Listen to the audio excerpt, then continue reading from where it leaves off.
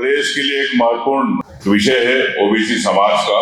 जो समाज के युवा कई सालों से सपने देखते हैं कि हम अच्छी नौकरियों में आएंगे, सपने दिखाती भारतीय जनता पार्टी कि हम आपका सम्मान करते, हम ओबीसी को बढ़ाएंगे।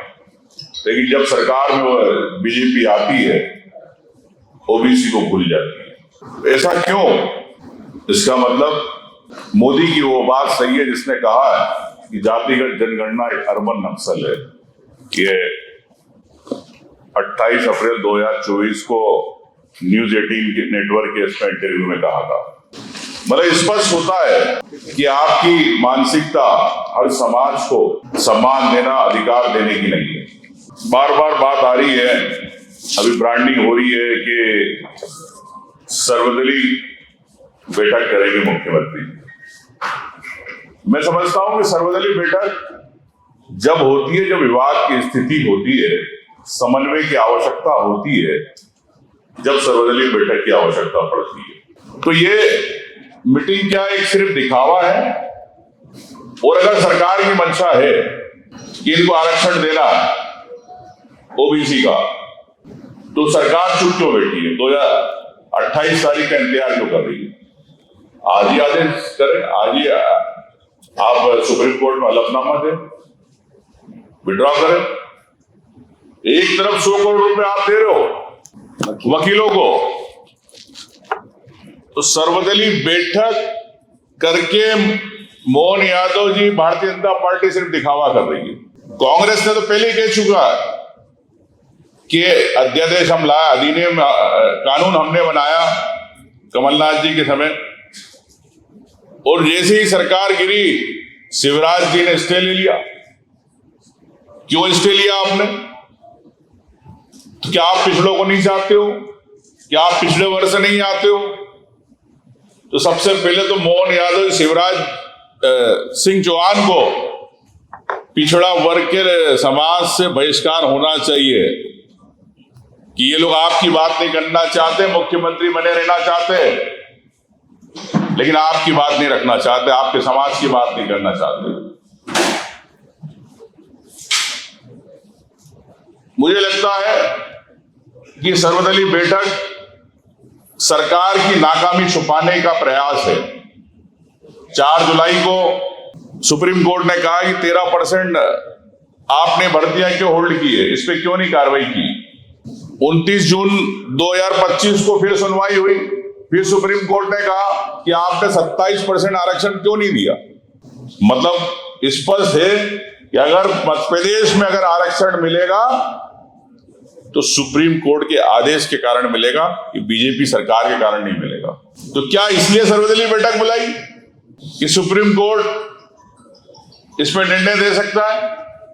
तो साथियों, ये सरकार, जैसे हमने विधानसभा में भी गिरगिट बनाया था, इनको गिरगिट की तरह रंग बदलते हैं।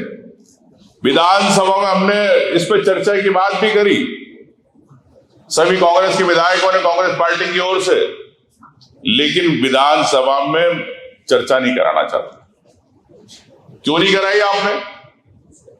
मतलब स्पष्ट है कि आप ओबीसी को आरक्षण नहीं देना चाहते हो। अन्य राज्य जिसमें 27% से ज्यादा आरक्षण मिल रहा है, तमिलनाडु 50%, केरला 40%, कर्नाटका 32%, बिहार 30%, आंध्र प्रदेश 29%, तेलंगाना 42% के लिए प्रस्तावित है। ये बार बार क्यों बढ़ाया जा रहा है? क्या सरकार के पास पैसा नहीं है? सरकार के पास पैसा, कर्ज तो ले रही है, लेकिन अपनी ब्रांडिंग करना चाहती है, भ्रष्टाचार को बढ़ाना चाहती है योजनाओं के नाम पर, लेकिन आप सभी वर्गों के लिए आप नौकरी के दरवाजे नहीं खोलना चाहते। और अब तो मैं कह सकता हूं कि जिस प्रकार से वोट चोरी हुई, अब नौकरियां भी चोरी होने लग गई मध्य प्रदेश में। जैसा अभी पटवारी जी ने भी बताया आपको कि जो इन्होंने पिटीशन और हलफनामा में स्पष्ट रूप से कहा था सुप्रीम कोर्ट में, एमपीपीएससी ने क्या जवाब दिया। एमपीपीएससी ने पेज नंबर 7 14 नंबर के पॉइंट पे कहा है कि petition is the premature and the hypothetical, that issue is petitioner is premature and hypothetical. तो इसका मतलब क्या है? इससे स्पष्ट है कि आपकी मंशा नहीं है देने की। प्रीमेच्योर का मतलब क्या है? मतलब आप जो पिटीशन लगा रहे हैं उनको या प्रीमेच्योर कह रहे हो? मतलब वो अपने भविष्य की बात अगर कोर्ट में बात कर रहे हैं, अधिकार की बात कर रहे हैं, तो आप उनको प्रीमेच्योर बोल रहे हो।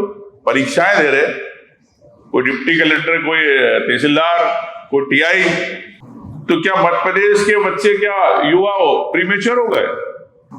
पॉइंट नंबर 15 इस पे स्पष्ट लिखा है, that is the light of the aforesaid the paragraph, it is the respectfully submitted the petitioner should not be granted any relief or interim relief।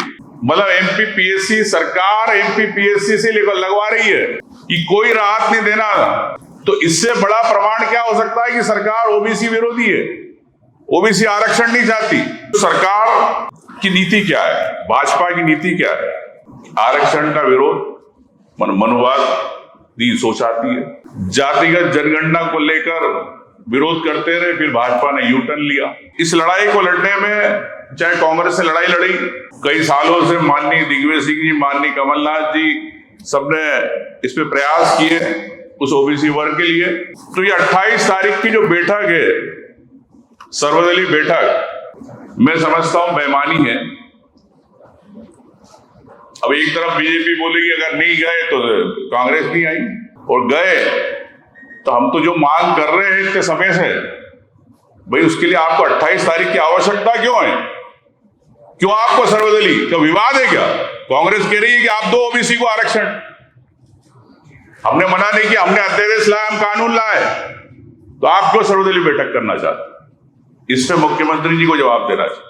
अगर मुख्यमंत्री सर्वदलीय बैठक करना चाहते हैं तो स्पष्ट करे क्यों, क्या आरक्षण दे रहे ओबीसी का आरक्षण, कि सिर्फ संदेश देना चाहते हैं कि नहीं हमने सबको सुन लिया, हम देखते सोचते विचारते। तो मैं समझता हूं कि कथनी और करनी में फर्क है।